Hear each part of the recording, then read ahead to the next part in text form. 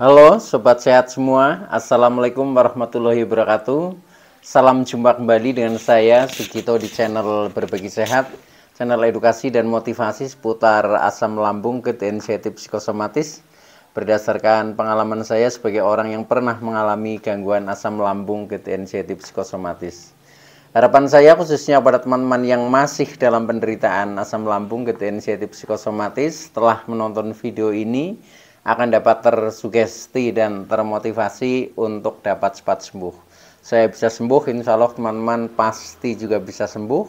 Badai pasti berlalu.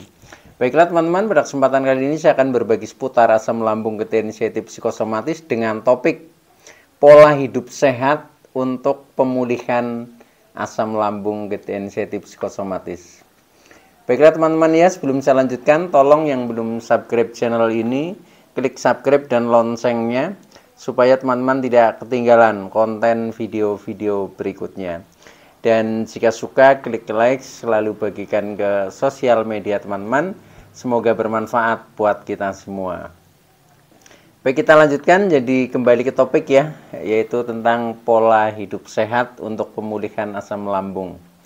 Teman-teman semua perlu kita sadari bahwa penderitaan asam lambung, inisiatif psikosomatis yang disebabkan oleh multifaktor ya, baik itu faktor fisik maupun faktor psikis dengan sensasi yang sangat beragam ya, mulai dari ujung rambut sampai dengan ujung kaki yang sering kita kenal sebagai 1001 rasa sensasi, memang sungguh luar biasa, sungguh dahsyat dan perlu kita tangani dengan bijak agar penderitaan asam lambung, inisiatif psikosomatis dapat cepat membaik hingga sembuh total. Nah, khusus pada session kali ini ya, saya sharing dengan topik ini yaitu tentang pola hidup sehat ya untuk pemulihan asam lambung. Ini penting ya karena melalui pola hidup sehat yang kita praktekkan atau kita lakukan ya, ini akan mempercepat proses penyembuhan kita. Jadi artinya mendukung proses kesembuhan kita. Selain juga pola-pola yang lain ya, seperti pola makan ya, pola pikir, ini juga sangat menentukan ya, bahkan termasuk pola perilaku juga ya. Nah itu juga ikut menentukan. Tetapi untuk kali ini fokus yang saya bicarakan tentang pentingnya pola hidup sehat itu.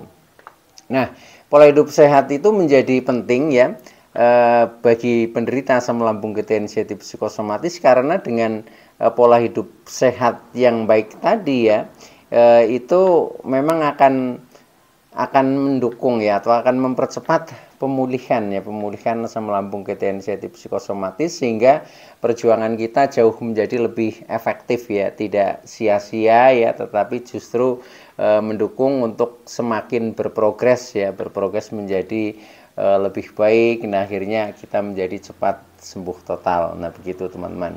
Nah, yang lebih penting lagi adalah ini, di dalam kita mengatur pola hidup sehat yang baik ya, nah itu mencakup beberapa hal. Nah, itu yang perlu kita ingat ya, kemudian perlu kita pahami dan lebih penting lagi adalah untuk dipraktekkan teman-teman ya, karena segala sesuatu itu nanti akan ada hasilnya ketika kita sudah sampai ke prakteknya ya. Tetapi kalau kita baru istilahnya memahami tetapi tanpa kita mempraktekkan, yaitu biasanya belum ya. Tetapi kalau kita sudah mempraktekkan, ini berarti kita sudah paham dan kita sudah melakukan ya. Nah, ketika kita sudah melakukan ya, disitulah nanti akan terjadi perubahan-perubahan yang menjadi semakin hari semakin sehat, semakin hari semakin damai ya, semakin hari semakin bahagia dan seterusnya, sesuai dengan istilahnya keinginan kita yang kita harapkan itu seperti apa. Nah, disitulah nanti akan cepat terwujud teman-teman ya. Nah, pola hidup sehat yang baik ya, nah itu yang pertama adalah tentang pola beraktivitas teman-teman ya. Jadi beraktivitas itu melakukan kegiatan ya.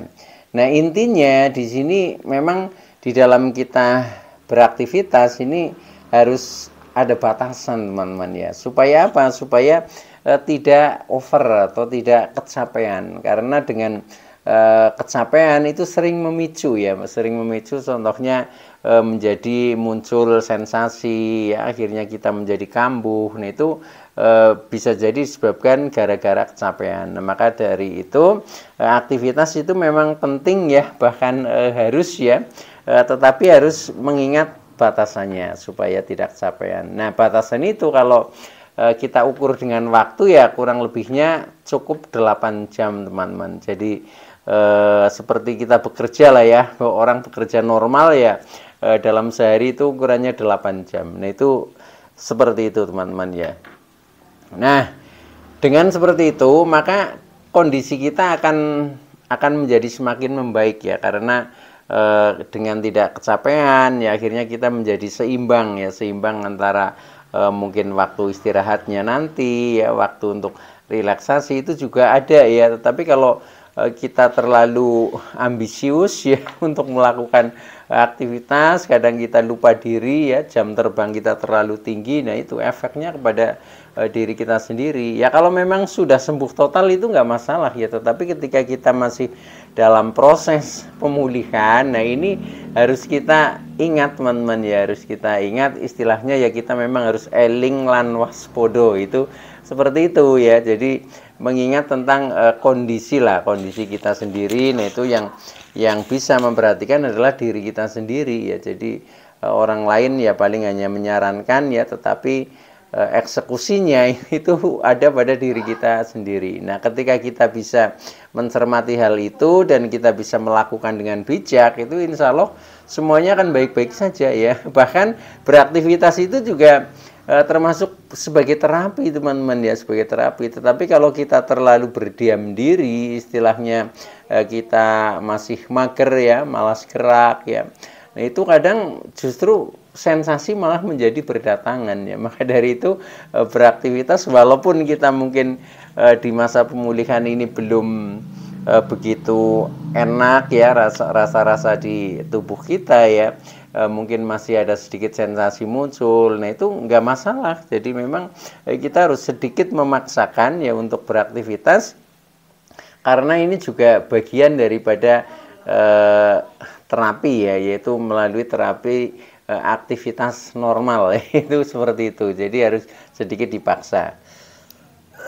Nah itu contohnya ketika kita bekerja ya, ya sudah kita bekerja saja sesuai dengan profesi kita ya. Mungkin yang kerjanya di kantor ya berangkat ke kantor, yang mungkin kerjanya petani ya mungkin berangkat ke sawah ya, yang pedagang yang mungkin berangkat ke pasar, dan seterusnya lah, pokoknya sesuai dengan profesi kita. Termasuk ketika kita mungkin ibu rumah tangga ya sudah aktivitas di rumah ya, di rumah secara normal. Jadi pokoknya kita bayangkan bahwa diri kita ini sudah baik-baik saja ya, sudah baik-baik saja, artinya samalah seperti orang yang tidak mengalami gangguan asam lambung, gejala psikosomatis. Karena apa? Karena arahnya nanti kita supaya seperti mereka yang sehat. Nah, maka dari itu kita latihannya ya langsung ke situ ya, langsung seperti kita bayangkan seolah-olah kita itu sudah sembuh total, itu seperti itu.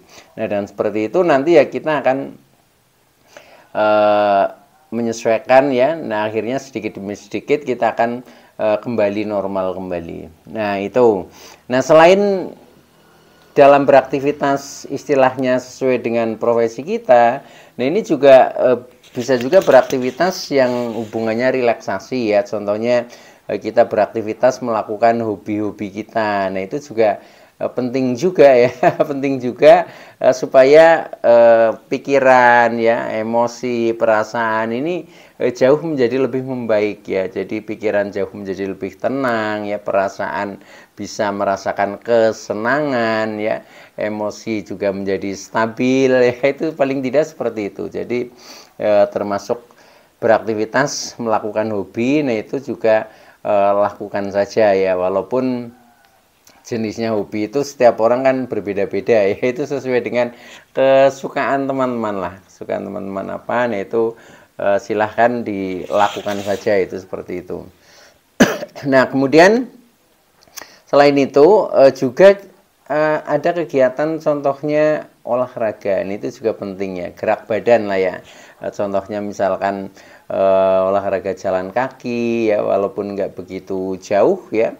Nah itu nggak apa-apa karena ini juga bagian untuk terapi juga ya, terapi karena dengan kita misalkan rajin olahraga atau jalan kaki ya, ini efeknya menjadi memperlancar ya, memperlancar pencernaan kita ya, memperlancar metabolisme, memperlancar mungkin aliran darah, aliran oksigen. Akhirnya kita jauh menjadi lebih fresh ya. Termasuk mungkin berjemur ya. Berjemur itu juga penting juga ya agar tubuh kita hangat, kemudian yang mungkin kadang ada sensasi, kadang tangan masih suka dingin ya, kaki dingin, ini akan terbantu. Jadi minimal kita sampai keluar keringat, nah itu kan biasanya tubuh kita merasakan kehangatan. Itu seperti itu. Selain juga manfaatnya ketika kita rajin berjemur juga akan mendapatkan vitamin D yang cukup ya, sehingga bagi tubuh kita juga jauh akan menjadi lebih baik gitu, seperti itu. Nah itu hal yang pertama ya. Jadi kita perlu mencermati dan mempraktekkan yaitu pola beraktivitas yang baik gitu. Contohnya seperti tadi. Nah kemudian yang kedua yaitu pola istirahat teman-teman ya. Pola istirahat ini juga penting ya. Contohnya terutama tidur ya. Tidur itu ya kurang lebihnya itu sekitar 8 jam teman-teman ya. Tetapi kalau misalkan itu tidak terpenuhi, juga tidak usah cemas, tidak usah istilahnya menambah ketakutan ya. Kalau memang tidur mungkin hanya bisa 5 jam, bahkan 4 jam, kalau hanya sekali-kali karena mungkin kita sedang ada kesibukan yang lebih ya, itu nggak apa-apa ya. Tetapi kalau misalkan berkali-kali atau setiap hari, nah itu baru perlu disikapi itu seperti itu. Tapi kalau hanya sekali-kali ya nggak apa-apa lah itu seperti itu. Nah, maka usahakan istirahat itu cukup ya. Cukupnya yaitu ukurannya sekitar kurang lebih 8 jam ya. Maka atur waktu tidur ya. Atur waktu tidur yaitu biasanya supaya mudah tertidur itu jam-jamnya itu ajik ya atau tetap ya. Misalkan kita biasa berangkat tidur jam 9, ya sudah setiap jam 9 kita siap-siap berangkat tidur ya. Yang biasanya jam 10 ya tepati jam 10 ya, biasanya jam 8 ya jam 8. Pokoknya tetap jadwalnya ajak sesuai dengan ini kebiasaan teman-teman. Karena dengan ajak ini bahasa tubuh ya, ini tubuh sudah siap ya pada jam-jam itu biasanya ya sudah ngantuk. Kalau kita biasa tidurnya jam 9, di saat jam 9 kok belum tidur, biasanya sudah mulai mengantuk. Nah, kecuali ketika kita masih mengalami insomnia ya atau gangguan susah tidur. Nah, ini memang perlu ditangani juga ya, ditangani juga. Nah, itu kebetulan di konten saya yang lalu, video-video yang lalu itu juga sudah saya bahas ya tentang bagaimana caranya mengatasi insomnia atau gangguan tidur lah, itu seperti itu. Nah, itu silahkan ya ditonton kembali jika memang diperlukan, itu seperti itu. Intinya jadi istirahat atau tidur itu harus cukup, karena dengan istirahat atau tidur yang cukup ini memberikan kesempatan kepada tubuh kita untuk meregenerasi sel-sel ya, sel-sel tubuh kita yang sudah rusak sehingga terbangun kembali. Maka ketika kita bisa tidur dengan cukup, biasanya di pagi harinya ya, ketika bangun tidur kita ini rasanya sudah segar ya, sudah segar, sudah penuh semangat ya, tambah energik. Itu yang terjadi seperti itu ya. Nah, maka dari itu ya silahkanlah dipenuhi istirahat yang cukup itu. Nah, kemudian yang ketiga yaitu selain kita mengatur pola beraktivitas, kemudian pola beristirahat ya, juga pola bersosialisasi teman-teman ya. Jadi bersosialisasi itu hubungan sosial dengan orang lain ya, baik langsung maupun lewat media komunikasi. Contohnya mungkin lewat HP, yang itu juga penting juga teman-teman ya.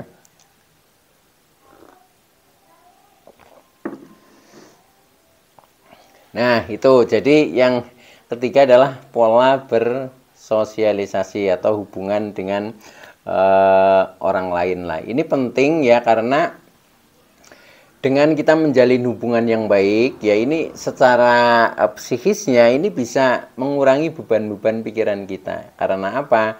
Dengan istilahnya kita bersosialisasi, kita mungkin bisa curhat ya, kita mungkin bisa mendapatkan masukan-masukan atau saran-saran yang baik ya, yang hubungannya dengan istilahnya penderitaan kita. Nah, akhirnya kita menjadi lebih cepat membaiknya, itu seperti itu. Nah, kemudian yang terakhir yaitu termasuk pola berspiritual, teman-teman ya. Jadi ini juga termasuk rangkaian, ada hubungannya dengan pola hidup kita ya, karena hidup kita pasti juga berspiritual ya. Nah, itu intinya kita itu memang harus lebih membangun kedekatan lah. Kita mendekatkan diri, istilahnya ya, mendekatkan diri kepada Tuhan Allah Subhanahu wa taala ya. Nah, itu caranya bagaimana ya? Kita tingkatkan kegiatan-kegiatan yang bersifat keagamaan sesuai dengan agama dan keyakinan kita masing-masing ya. Dengan cara kita meningkatkan ibadah kita, mungkin meningkatkan banyak membaca sholawat, banyak berzikir, banyak berdoa, banyak istilahnya melakukan ritual-ritual keagamaan, mungkin banyak bersedekah dan lain sebagainya ya. Yang intinya kita tingkatkan ya.